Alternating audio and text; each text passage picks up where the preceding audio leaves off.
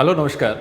आप सभी को हेडिंग देखकर समझ में आ गया होगा कि आज हम लोग क्या पढ़ने वाले हैं। सिंपल इंटरेस्ट, साधारण ब्याज पढ़ने वाले हैं। तो भाई साधारण ब्याज एक छोटा सा टॉपिक है और इम्पोर्टेंट टॉपिक है, और आप सभी ने इसके बारे में थोड़ा बहुत कुछ ना कुछ पढ़ा हुआ होगा। आप सभी को पता है कि मूलधन क्या होता है, दर क्या होता है और समय क्या होता है, प्रिंसिपल, रेट और टाइम क्या होता है। इसके बारे में आप सभी लोग अच्छे से परिचित हैं, किसी को कोई बताने की ज़रूरत नहीं है। फिर भी थोड़ा बहुत हम लोग क्वेश्चन के थ्रू आगे बढ़ेंगे और वहाँ पे आपको जो भी दिक्कतें होंगी हम लोग वो प्रॉपर डिस्कस करते चलेंगे वन बाय वन। यहाँ पे हम लोग जो सॉल्व करेंगे एक एग्जाम्पल के थ्रू सॉल्व करेंगे, उसके बाद क्या क्या अप्रोच होगा हमारा, हम वो सभी देखेंगे। क्लियर है? चलिए, हमारे पास जो प्रिंसिपल दिया हुआ है, मूलधन दिया हुआ है भाई साहब, 1000 रुपया दिया हुआ है। रेट सिंपल लिया है 10% पर एनम, प्रतिवर्ष 10% प्रतिवर्ष रेट लिया है हम लोगों ने। हमारे पास टाइम दिया हुआ है भाई साहब 2 साल। हमसे पूछ रहा है साधारण ब्याज क्या होगा। सिंपल सा क्वेश्चन है, बहुत कंसेप्चुअल क्वेश्चन है, सिंपल क्वेश्चन है। आप SI = PRT/100 करके आप लगा आराम से सॉल्व कर सकते हैं। यहाँ पे किसी को कोई दिक्कत होने वाली नहीं है। यहाँ पे हम लोगों ने एक छोटा सा एग्जाम्पल इसलिए लिया है क्योंकि छोटे क्वेश्चन के माध्यम से जो कंसेप्ट हम लोग समझेंगे वो हर एक जगह पे इस्तेमाल होने वाला है। आप क्लियर है? आइए तो देखते हैं। हमारे पास एक छोटा सा एक कॉन्सेप्ट है। कॉन्सेप्ट क्या? फॉर्मूला है PRT/100। PRT/100 ये मूलधन, ये दर और ये समय, इसके बारे में सबको पता है अच्छे से। तो करें 1000, रेट कितना मेरा 10 है, समय कितना है 2 साल, नीचे में 100, ये कितना आ गया 200। इसमें किसी को कोई कंफ्यूजन नहीं होगा। चलिए आगे देखते हैं, समझना अच्छे से भाई साहब। ये जो हमारा रेट दिया हुआ है, हमारा जो मेन ब्याज होता है, मूल ब्याज होता है, साधारण ब्याज, वो इसी पे निर्भर करता है और समय पे निर्भर करता है। ये फॉर्मूला से भी दिख रहा है। क्लियर? रेट है हमारे पास, ध्यान देना, रेट है हमारे पास 10%। इस 10% को तोड़ेंगे भाई साहब तो 10/100, 10/100। यहीं पे समझना है हमें, यहीं पे समझने का काम करना है। और वो समझेंगे क्या, कंसेप्ट क्या है, वो अच्छे से ध्यान से सुनना भाई। अगर आप कॉपी कलम लेकर बैठे हो, जनरली आपको लेकर बैठना चाहिए, बैठे हो तो भाई प्रॉपर नोट करते चलना कि क्या होता है क्या नहीं होता है, वो पूरा चीज़ें समझेंगे। परसेंटेज में हम लोगों ने अच्छे से डिटेल में पढ़ा था कि जब हम किसी प्रतिशत को भिन्न में तोड़ते हैं तो ऊपर वाला क्या होता है, रिजल्ट होता है, और नीचे वाला क्या होता है, टोटल वैल्यू होता है, इनिशियल वैल्यू होता है। क्लियर है? सेम कंसेप्ट यहाँ पे भी लागू होने वाला है, सेम कंसेप्ट यहाँ पे भी लागू होने वाला है।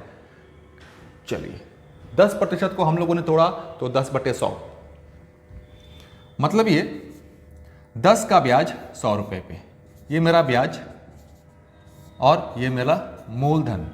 हिंदी में थोड़ा सा गलती हो सकता है, वो आप संभाल लेना। इसका स्टेटमेंट सुनना है अच्छे से भाई। 100 रुपये पे 10 रुपये का ब्याज 1 साल में, 100 रुपये पे 10 रुपये का ब्याज 1 साल में, क्योंकि मेरा जो रेट दिया हुआ है ये पर एनम के रूप में दिया हुआ है। और आपको भी पता होगा कि ब्याज जो सिंपल इंटरेस्ट होता है वो इक्वली डिस्ट्रीब्यूट होता है हर एक साल। पहले साल जितना ब्याज था वही ब्याज दूसरे साल, वही उतना ही ब्याज तीसरे साल, उतना ही ब्याज चौथे साल, इसी तरह कहानी आगे बढ़ती चली जाती है। क्लियर है? लेकिन भाई साहब यहाँ पे जो मेरे पास समय है, समय कितना दिया हुआ है, समय मेरे पास 2 साल दिया हुआ है, समय मेरे पास 2 साल दिया हुआ है। तो भाई 2 साल में ये कितना हो जाएगा, 20 रुपया होगा, 20/100। कथन सुनना, स्टेटमेंट सुनना अच्छे से। 20 रुपये का ब्याज 100 रुपये पे 2 साल में। लेकिन मेरे पास ये जो 100 वाला है ये मेरा मूलधन है, लेकिन मूलधन मेरा वास्तव में है कितना, 1000 रुपया, 1000 रुपया, 1000 रुपया। भाई 100 से 1000 जाना है, कैसे पहुंचेंगे, 100 से 1000 जाना है, कैसे पहुंचेंगे, 10 से गुना करने पर। तो भाई 10 से आपने नीचे गुना किया है तो 10 से आप ऊपर भी तो गुना करेंगे, ये 200। 200 का ब्याज 1000 रुपये पे 2 साल में। क्लियर है? यहां पे हम लोगों ने किया क्या, समझना, हम लोगों ने किया क्या है, इसको नोट करके लिखते हैं। हम लोगों ने किया क्या है कि हम लोगों ने R/T ले लिया है। R/T जब करेंगे ये क्या होता है अपना, ये होता है इक्विवेलेंट रेट होता है।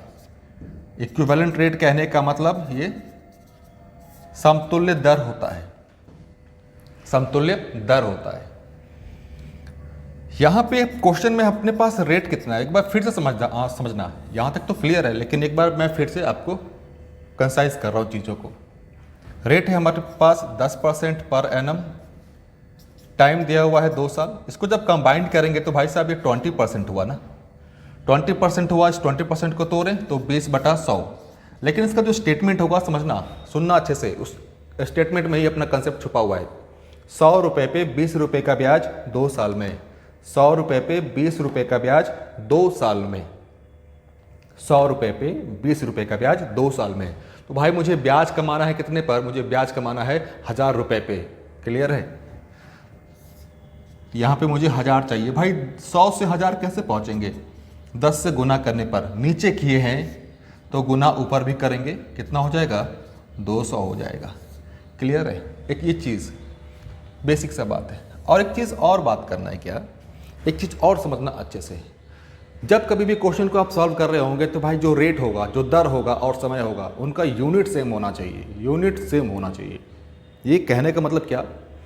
कहने का मतलब ये कि जब रेट आपका प्रति वर्ष में दिया हो तो समय भी प्रति वर्ष में होना चाहिए, या फिर समय प्रति वर्ष में दिया हो तो दर भी प्रति वर्ष में होना चाहिए, या समय आपका 6 माह ही दिया हो तो रेट भी 6 माह ही लेंगे, 6 मंथ्स का ही लेंगे। क्लियर है?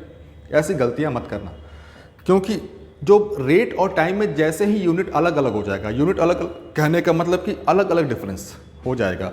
समय आपके पास महीने में दिया हुआ है, ब्याज दर आपके पास वार्षिकी दिया हुआ है, तो आपको एक में करना पड़ेगा। या तो आप दर में या तो आप महीने में काम कर लो, या तो आप समय में काम कर लो, किसी एक में काम करो। क्लियर है? तो ये था बेसिक सी बातें। क्लियर? हम लोगों ने किया क्या कि हम लोगों ने समतुल्य दर निकाला, उसके बाद हम लोगों ने अपना काम किया। अब अगले सेशन में हम लोग इस पे बहुत सारे क्वेश्चंस सीक्वेंस में लेकर चलेंगे, टाइप वाइज करेंगे, टाइप वाइज पूरा 3 से 4 दिनों में ये पूरा लगभग ऐसा ही अपना खत्म हो जाएगा। जो इंपॉर्टेंट क्वेश्चन है वो सारे के सारे। तो चलिए तब तक के लिए पढ़ते रहिए। All the best.